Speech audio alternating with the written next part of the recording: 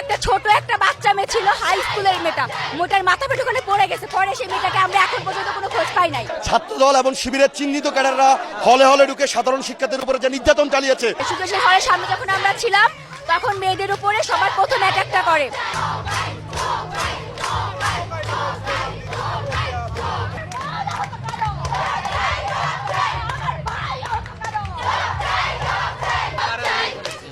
আমাদের উপরে ছাত্রলীগ প্রথম অ্যাটাকটা মেয়েদের উপর করে হলের ভেতর থেকে। সুযোগের হলের সামনে যখন আমরা ছিলাম তখন মেয়েদের উপরে সবার প্রথম অ্যাটাকটা করে।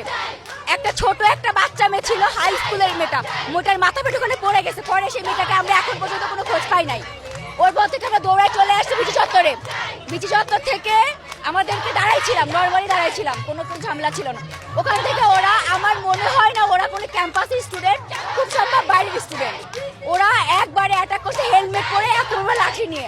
আমাদের হাতে তো কিছু ছিল না যে আমরা কিছু একটা করবো, আমরা কিছু করতে পারি নাই।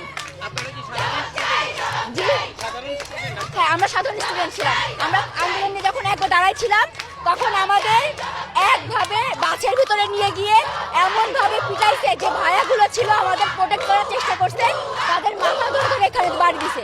যখন ওই ভাইরা পড়ে গেছে তখন ওই বাড়িগুলো এসে আমাদের হাতে লাগছে, মাথায় লাগছে।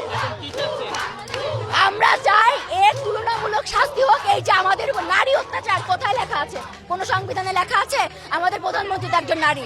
তাহলে এটা কিভাবে সে করতে পারে? আমরা এর যথাযথ বিচার চাই, এর ছাড়া আর কিছু নাই।